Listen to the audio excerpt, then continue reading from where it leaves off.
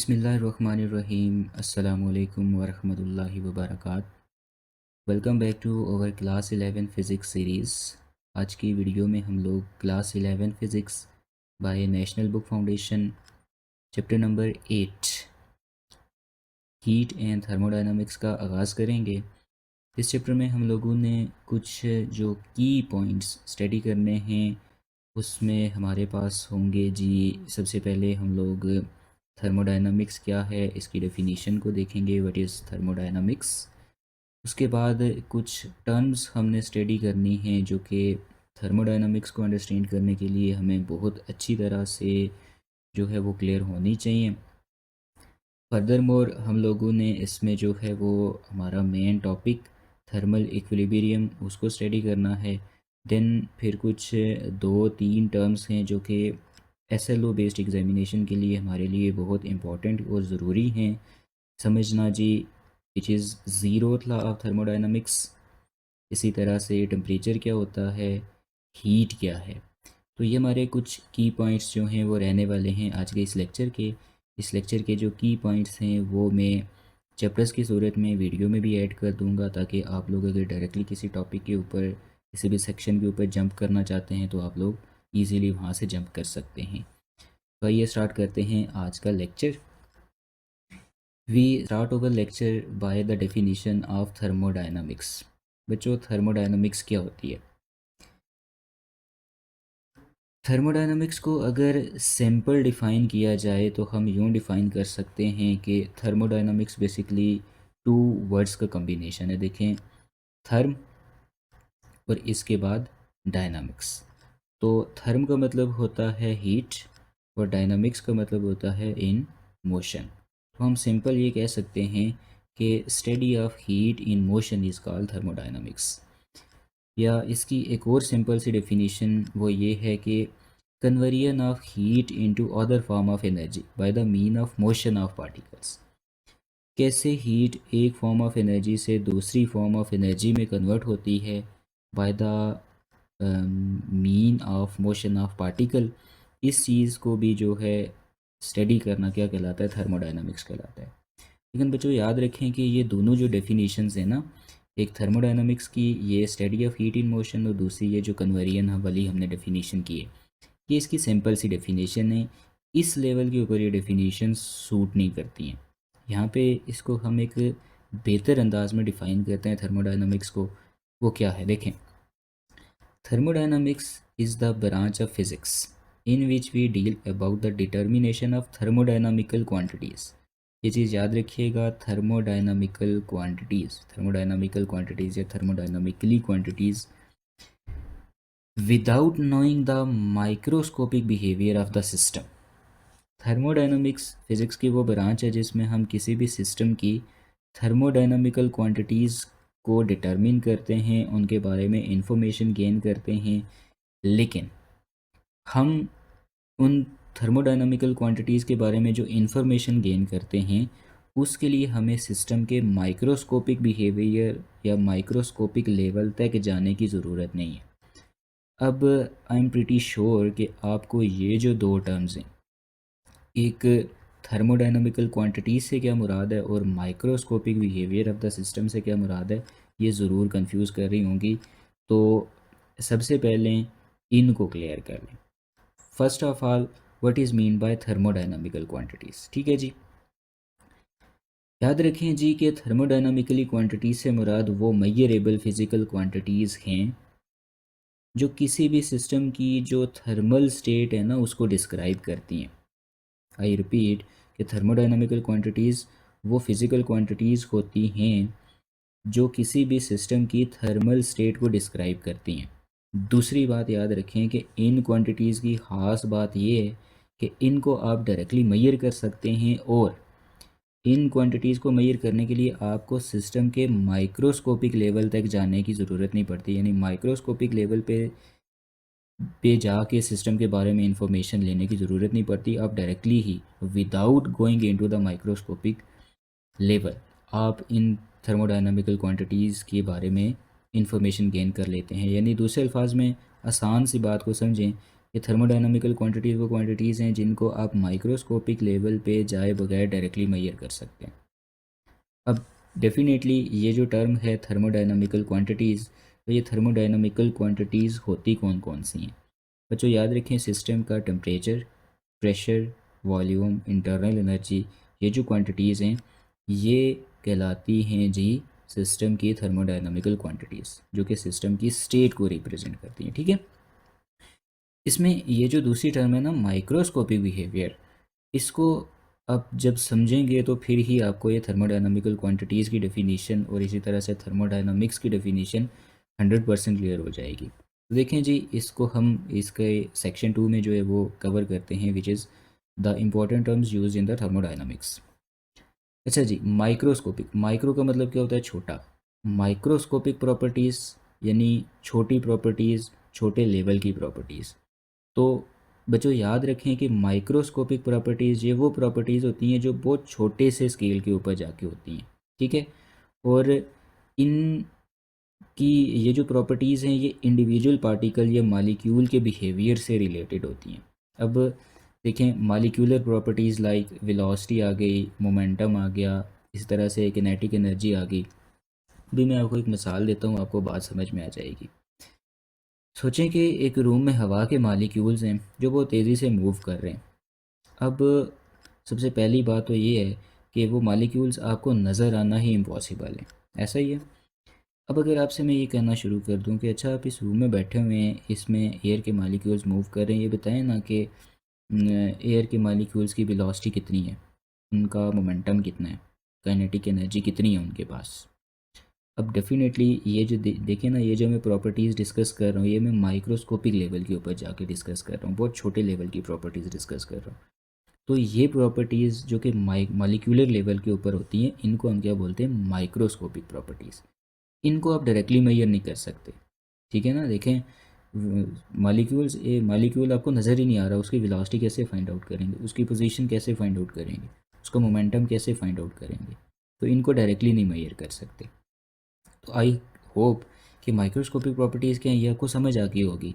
जब ये चीज़ आपको समझ में आ गई है तो अब दोबारा से ज़रा थर्मोडायनामिक्स की डेफिनेशन पे आ जाएं, तो आपको ये बात क्लियरली पता चल जाएगी कि thermodynamical quantities like temperature, pressure, volume, internal energy को डिटरमिन करना, क्या चीज़ जाने बगैर, सिस्टम की जो माइक्रोस्कोपिक प्रॉपर्टीज़ हैं उनको जाने बगैर, ये ब्रांच ऑफ फिज़िक्स क्या कहलाती है जी? थर्मोडायनामिक्स। बात समझ में आ गई?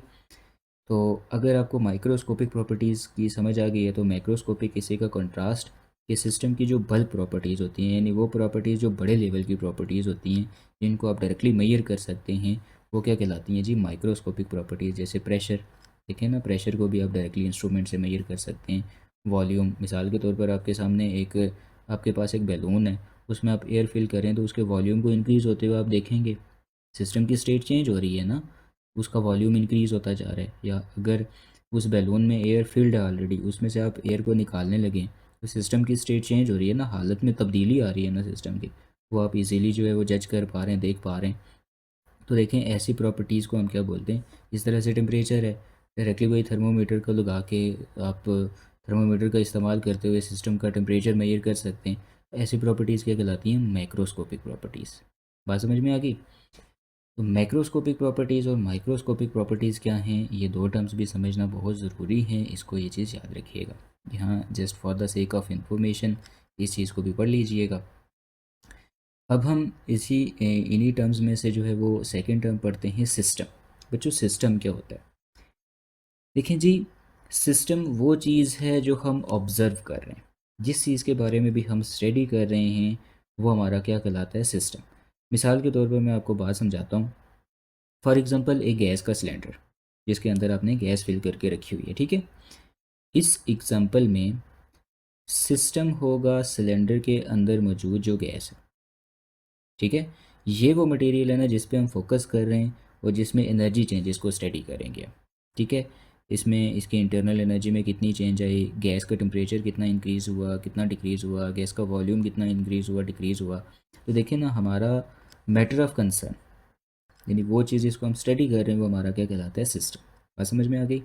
इस तरह से दूसरी चीज़ आ गई जी, सराउंडिंग।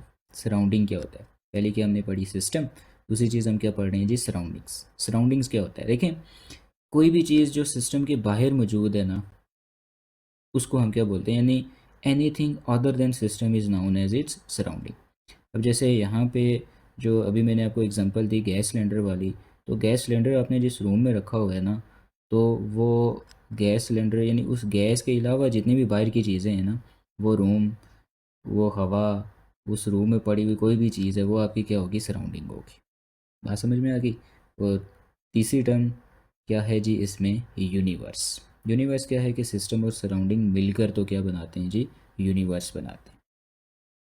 इसी तरह से इसमें छोटी छोटी टर्म्स एंड डेफिनेशंस हैं। बाउंड्री क्या होता है बच्चों, वो चीज़ जो सिस्टम और सराउंडिंग को आपस में सेपरेट करती है ना, उसको हम क्या बोलते हैं, बाउंड्री। याद रखें कि जैसे अभी मैं आपको मिसाल दे रहा था एक गैस सिलेंडर की, तो उसमें वो जो सिलेंडर की वॉल है ना आपके पास, वो क्या है जी, वो बाउंड्री है। याद रखें कि बाउंड्री वो चीज़ है जो सिस्टम और सराउंडिंग को सेपरेट करती है। इस एग्जांपल में जैसे मैंने अभी आपको जो एग्जांपल दी, इसमें सिलेंडर की वॉल्स बाउंड्री हैं। यही वो सरफेस है, इंपॉर्टेंट बात करने जा रहा हूँ कि यही वो सरफेस है जो सिस्टम और सराउंडिंग के दरमियान हीट या एनर्जी के ट्रांसफ़र को क्या करती है, कंट्रोल करती है। बात समझ में आ गई। The system is separated from the surrounding bye it's boundary. All the changes, all the energy changes caused by the work done or heat exchange in the system and surrounding takes place through this boundary।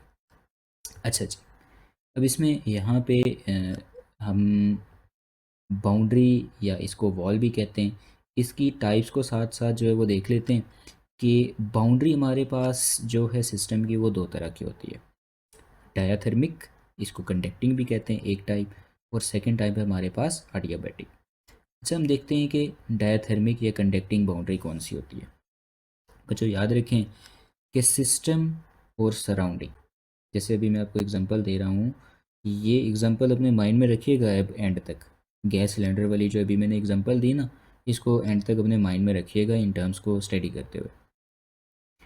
देखें diathermic या conducting boundary आपके पास कौन सी होती है, तो diathermic या conducting boundary हमारे पास ऐसी बाउंड्री होती है जो सिस्टम और सराउंडिंग के दरमियान हीट को तो एक्सचेंज होने दे, बट वो क्या कर ले कि किसी भी टाइप के मैटर या मैस को सिस्टम और सराउंडिंग के दरमियान एक्सचेंज ना होने दे। तो ऐसी बाउंड्री को हम कौन सी बाउंड्री कहते हैं, डायाथर्मिक या कंडक्टिंग बाउंड्री।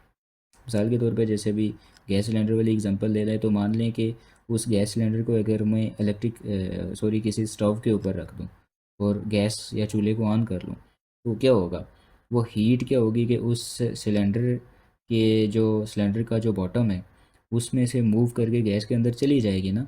लेकिन वो जो गैस मॉलिक्यूल्स उस सिलेंडर के अंदर मौजूद है, गैस मॉलिक्यूल्स क्या है, बेसिकली मैटर है ना आपके पास, मैस है ना, तो ऊपर से वॉल तो बंद है, मैच तो नहीं ना सिस्टम से जो है वो बाय सराउंडिंग में आ रहा, रूम में आ रहा। तो देखें जो सिलेंडर की वॉल्स हैं या उसका जो बॉटम है जो कि एक्ट कर रहा है एज ए बाउंड्री, वो हीट को तो सिस्टम में आने दे रहे या सिस्टम से बाहर आने दे रहे, लेकिन जो उसके अंदर मौजूद मैटर है उसको नहीं सिस्टम से बाहर सराउंडिंग में या सराउंडिंग से बाहर सिस्टम में आने जाने दे रहा।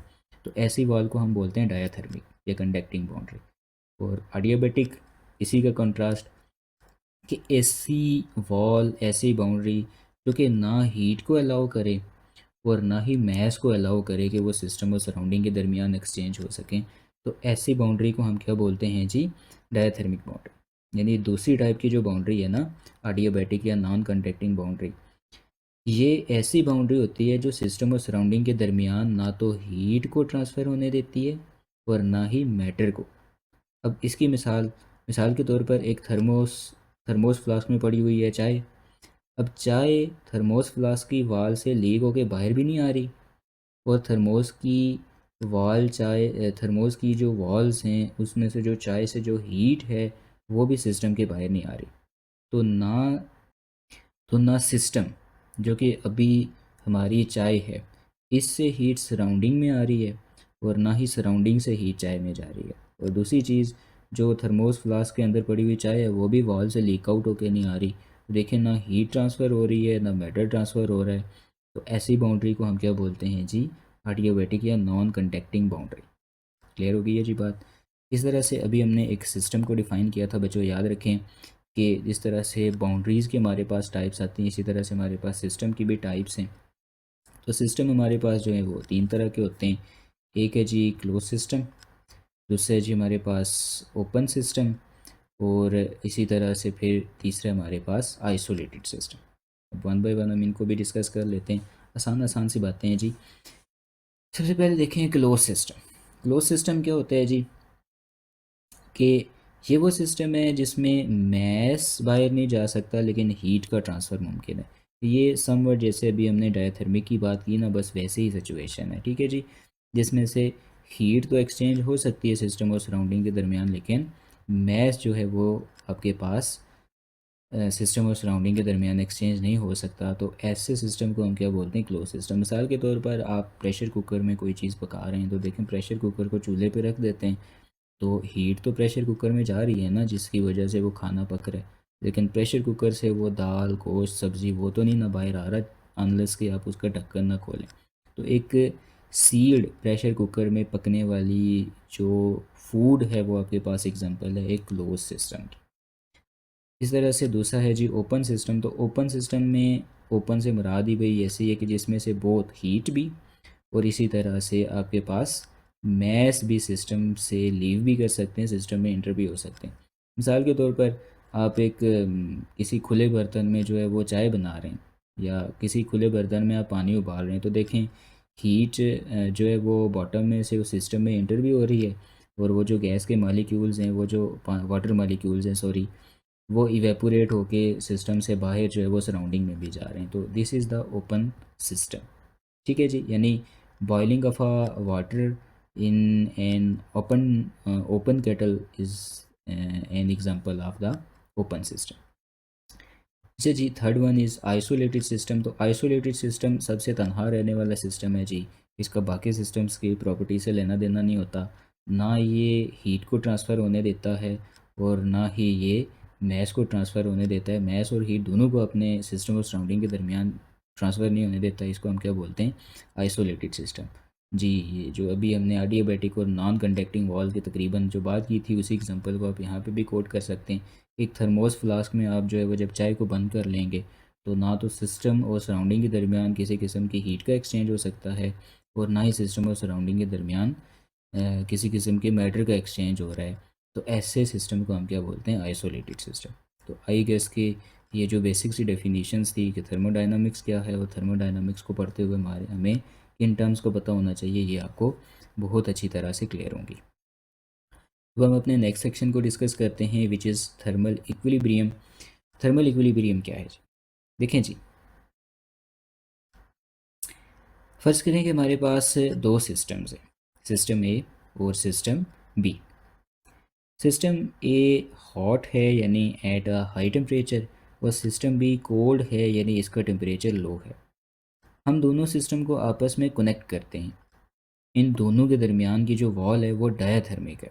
ये चीज़ समझ में आ रही है ना? डायथर्मिक वॉल से मुराद कौन सी वॉल होगी, जो हीट को तो फ्लो होने देगी लेकिन मैस को फ्लो नहीं होने देगी।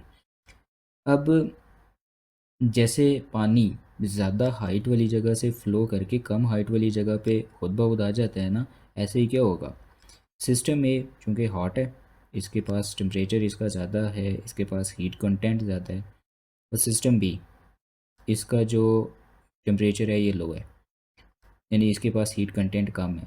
तो हीट क्या करेगी, ये सिस्टम ए से फ़्लो करके सिस्टम बी में जाना शुरू कर देगी। लेकिन सवाल ये है कि आखिर क्या सारी की सारी हीट सिस्टम ए से सिस्टम बी में चली जाएगी? आखिर कब तक ये हीट जो है वो सिस्टम ए से फ़्लो करके सिस्टम बी में आती रहेगी? तो देखें जी, दोनों सिस्टम के बीच जो हीट का ट्रांसफ़र है ना वो होता रहेगा कि यहाँ तक कि दोनों का टेम्परेचर बराबर नहीं हो जाता। जब दोनों का टेम्परेचर बराबर हो जाएगा ना, तो इनके बीच हीट का फ्लो रुक जाएगा। देन वी विल से कि दोनों के दरमियान इक्विलिब्रियम इस्टेब्लिश हो गया है। बात समझ में आ गई?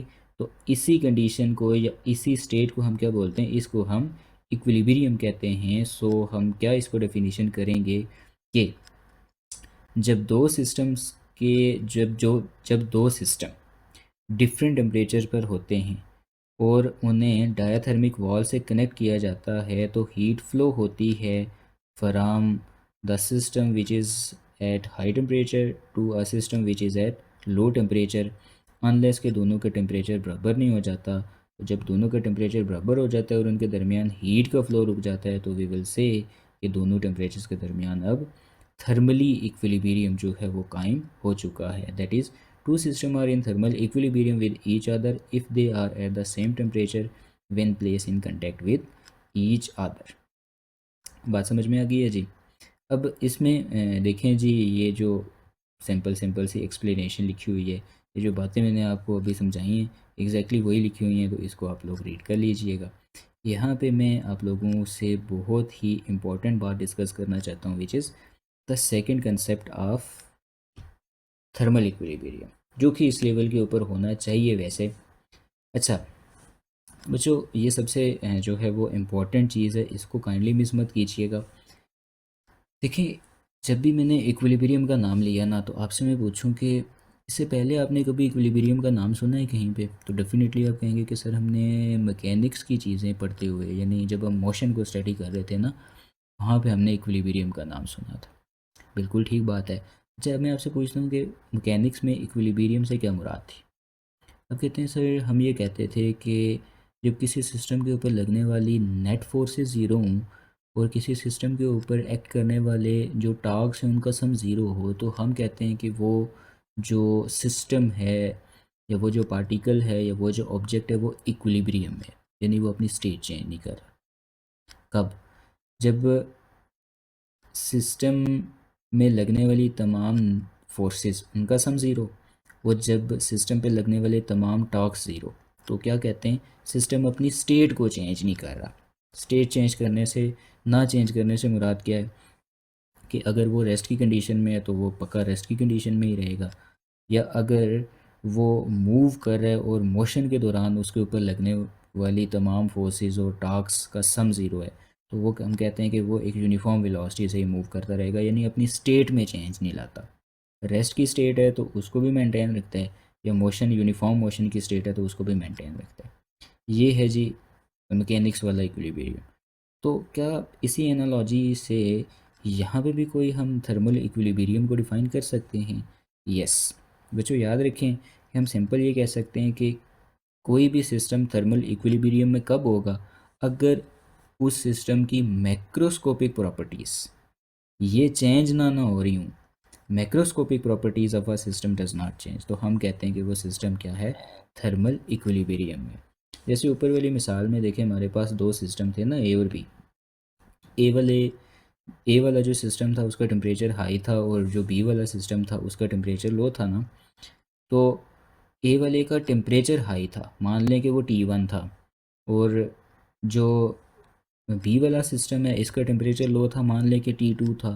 तो क्या हुआ, दोनों के दरमियान हीट का एक्सचेंज हुआ ना, क्योंकि दरमियान में डायाथर्मिक वॉल थी।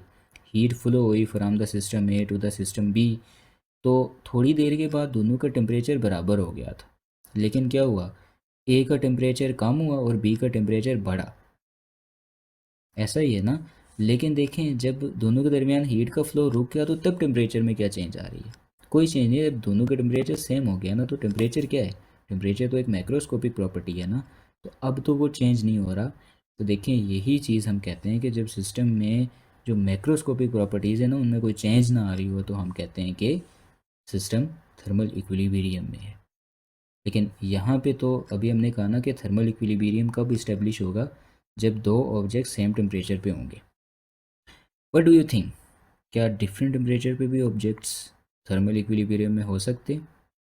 यस बच्चों, याद रखें कि अगर दो सिस्टम्स आपस में कनेक्टेड हैं थ्रू अ डायाथर्मिक वॉल, तब वो एक दूसरे के साथ थर्मल इक्विलिब्रियम में होंगे। लेकिन अगर दो सिस्टम्स को एडियाबैटिक वॉल के साथ कनेक्ट कर लिया जाए, प्रोबेबली ये क्वेश्चन आपके माइंड में आया हो कि अगर सिस्टम ए और बी के दरमियान डायाथर्मिक वॉल नहीं एडियाबैटिक वॉल हो तो तब क्या फ़र्क पड़ेगा। तब भी तो देखा जा सकता है, ये सिचुएशन भी तो बिल्डअप हो सकती है। तो डेफिनेटली डायाथर्मिक एडियाबैटिक वॉल होने से क्या फ़र्क पड़ता है। देखें, अब एडियाबैटिक वॉल है तो डेफिनेटली सिस्टम ए और बी के दरमियान तो हीट फ्लो नहीं होगी, लेकिन व्हाट डू यू थिंक कि क्या सिस्टम ए अपनी सराउंडिंग के साथ या सराउंडिंग को भी छोड़ दें, सिस्टम ए और बी के दरमियान आपस में भी डायाथर्मिक बाउंड्री मौजूद है? क्या सिस्टम ए की प्रॉपर्टीज़ जो मैक्रोस्कोपिक प्रॉपर्टीज़ हैं, टेम्परेचर, प्रेशर, वॉल्यूम, चेंज हो रहे हैं? नो। क्या सिस्टम बी की जो है वो temperature, pressure, volume, internal energy में चेंज आ रही है? नहीं। भाई ये तो मैक्रोस्कोपिक प्रॉपर्टीज़ है ना, तो क्या मैक्रोस्कोपिक प्रॉपर्टीज़ में चेंज आ रही है? नहीं। हाँ, यहाँ पे एक नुक्ता बहुत इंपॉर्टेंट है और वो क्या है कि सिस्टम के दरमियान अगर एडियाबैटिक वॉल मौजूद हो ना, तो वो एक दूसरे के साथ तो थर्मल इक्विलिब्रियम में नहीं होंगे, लेकिन इंडिविजुअली ज़रूर वो थर्मल इक्विलिब्रियम में होंगे। तो याद रखना, ये रटी रटाई डेफिनेशंस के ऊपर ना जाना। सिस्टम्स ये सेम टेम्परेचर पे बी जो है वो एक दूसरे के साथ थर्मल इक्विलिब्रियम में हो सकते हैं, बट ये कंडीशनल है कि उनके दरमियान डायथर्मिक वॉल हो, और वो डिफरेंट टेम्परेचर पे भी जो है वो इंडिविजुअली थर्मल इक्विलिब्रियम में हो सकते हैं, कब? जब उनके दरमियान एडियाबैटिक वॉल हो। तो आई गेस के ये कंसेप्ट भी आपको क्लियर हो गया होगा। थर्ड लास्टली हम लोग डिस्कस करेंगे टेम्परेचर को। आसान सी बात है जी कि the property of a body will determine whether और not the body will be in thermal equilibrium will placed in contact with another body. देखें, जैसे अभी हमने ऊपर दो सिस्टम्स को डिस्कस किया ना, सिस्टम ए और सिस्टम बी, उन दोनों के दरमियान हीट ट्रांसफ़र हुई है, लेकिन ये हीट का ट्रांसफ़र होना किस चीज़ ने डिस्क्राइब किया या किस चीज़ ने डिसाइड किया है? देखिए ना, सिस्टम ए का टेम्परेचर हाई था, सिस्टम बी का टेम्परेचर लो था, तो दोनों का जो हीट कंटेंट है ना, उसी ने डिसाइड किया ना। टेम्परेचर क्या है कि एक प्रॉपर्टी सिस्टम के पास मौजूद थी जिसने ये डिसाइड किया कि क्या दोनों के दरमियान हीट का ट्रांसफ़र होना चाहिए या नहीं। तो जब उस प्रॉपर्टी के अकॉर्डिंग ये देखा गया तो ए के पास हाई टेम्परेचर था, यानी उसके पास जो एनर्जी थी वो ज़्यादा थी, उसके मालिक्यूल्स के पास जो काइनेटिक एनर्जी थी, क्योंकि आप लोग ये जानते हैं ना कि kinetic energy is directly related to the temperature. वैसे उसूलन होना ये चाहिए कि इससे पहले पहले जितनी भी बात होना चाहिए वहाँ पे टेम्परेचर का नाम नहीं लिया जाना चाहिए लेक्चर के दौरान, लेकिन ज़ाहिर है ऐसे बात समझ में नहीं आती है। तो आप यूँ समझ लें कि पहले वाले एग्जांपल में सिस्टम ए के जो पार्टिकल्स थे उनके पास काइनेटिक एनर्जी ज़्यादा थी, और सिस्टम बी जो था उसके जो पार्टिकल्स थे तो उनके पास काइनेटिक एनर्जी लो थी। तो इस प्रॉपर्टी की वजह से ये डिसीजन हुआ कि अच्छा भाई, कुछ जो एनर्जी है वो ट्रांसफ़र होगी, kinetic energy from system A to system B. तो यही वो प्रॉपर्टी जिसने ये डिसाइड किया कि सिस्टम ए और बी के दरमियान हीट को फ्लो होना चाहिए या नहीं। इस प्रॉपर्टी को फिर किसका नाम दिया गया? टेम्परेचर का, जिसको आप स्कूल फिज़िक्स में सिंपल डिफ़ाइन करते हैं भाई कि द डिग्री ऑफ हॉटनेस और कोल्डनेस ऑफ अ बॉडी, इसको हम क्या बोलते हैं जी? टेम्परेचर। तो आई गेस के एक अच्छी डेफिनेशन आपको समझ में आ गई होगी कंसेप्चुअली कि टेम्परेचर बॉडी की वो प्रॉपर्टी है जो ये डिसाइड करता है कि दो बॉडीज़ या दो ऑब्जेक्ट्स या दो सिस्टम के दरमियान हीट का ट्रांसफ़र होना चाहिए या नहीं होना चाहिए जब उनको आपस में प्लेस किया जाए in contact with one another. इसी तरह से देखें, टेम्परेचर ही है जो कि हमें direction of heat of flow के बारे में, direction of flow of heat के बारे में बताता है कि हीट कहाँ से कहाँ फ्लो होगी from hot body to the cold body. या जैसे मैंने अभी आपको बताया कि average kinetic energy of a molecule is basically known as temperature. और टेम्परेचर को हम सिस्टम इंटरनेशनल के अकॉर्डिंग जो यूनिट है वो केल्विन में मेजर करते हैं। तो आई गेस कि ये बात भी आपको समझ में आ गई होगी। सेकेंड लास्ट है जी zeroth law of thermodynamics. Thermodynamics में हम लास्ट पढ़ते हैं zeroth law of thermodynamics, first law of thermodynamics and second law of thermodynamics. इसमें फर्स्ट लॉ आता है जी, यानी बिल्कुल पहले नंबर वाला लॉ, वो है zeroth law of thermodynamics. According to zeroth law of thermodynamics, if the two objects A and B, याद रखिएगा बड़ी ज़रूरी बात है, तवज्जो से समझने वाली, कि अगर हमारे पास दो ऑब्जेक्ट्स हैं जी ए और बी, ये इंडिविजुअली यानी आपस में किसी तीसरे ऑब्जेक्ट सी के साथ थर्मल इक्विलिब्रियम में है, तो देन वो ए और बी आपस में भी थर्मल इक्विलिब्रियम में होंगे। बात समझ में आ गई? देखें जी, ये मेरे पास हैं जी तीन ऑब्जेक्ट, ए, बी और ये ऑब्जेक्ट है जी C. This is object A, this is object B and this is object C. अब ए जो है वो सी के साथ अगर थर्मल इक्विलिब्रियम में है, इसी तरह से बी जो है वो सी के साथ थर्मल इक्विलिब्रियम में, तो ए और बी अभी इंडिविजुअली सी के साथ थर्मल इक्विलिब्रियम में हैं, तो ए और बी भी आपस में थर्मल इक्विलिब्रियम में होंगे। ठीक है जी, this is zeroth law of thermodynamics. तो जो याद रखिएगा यही वो लॉ था कि जिसने फर्स्ट ऑफ ऑल आपको टेम्परेचर का कंसेप्ट दिया था। ये इंपॉर्टेंट एमसीक्यूज़ है, पेपर में आता रहता है कहीं पे। इस एमसीक्यू को याद रखिएगा कि द डेफिनेशन और the concept of temperature was given by first law of thermodynamics, second, third, none of these, all of above, कुछ भी ऑप्शन आ सकते हैं। तो टेम्परेचर का कंसेप्ट दिया था सबसे पहले जीरोथ लॉ ऑफ थर्मोडायनामिक्स में। क्योंकि आपकी बुक में ज़्यादा डिटेल नहीं है इसलिए मैं इसकी डिटेल में इतना नहीं जा रहा। ये चंद चीज़ें जो कहीं पे आपसे पूछी जा सकती हैं, बहरहाल आप लोगों के काम की, वो याद रखिएगा। अब लास्टली हम लोग डिफ़ाइन करते हैं हीट को, कि हीट क्या होती है।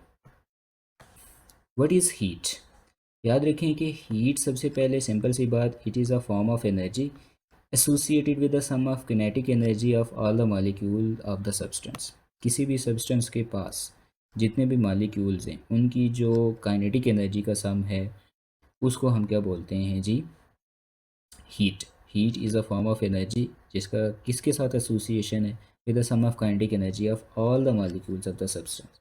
या energy in motion is known as, या energy in transit is known as heat, या heat is a way of transfer of energy due to temperature difference between the system and surrounding until they reach in the thermal equilibrium।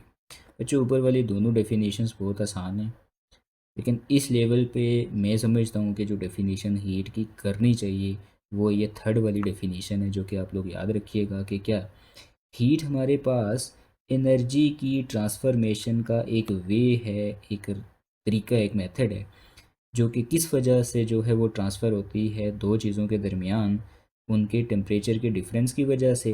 कब तक transfer होती है? जब तक वो thermal equilibrium में नहीं पहुंच जाते। हीट के लिए जो हम सिंबल इस्तेमाल करते हैं वो कैपिटल क्यू, इसका स्टैंडर्ड यूनिट जो है वो जूल है। ताहम कैलोरीज़ और ब्रिटिश स्टेट यूनिट भी जो है वो इस्तेमाल होते रहे हैं पास्ट में।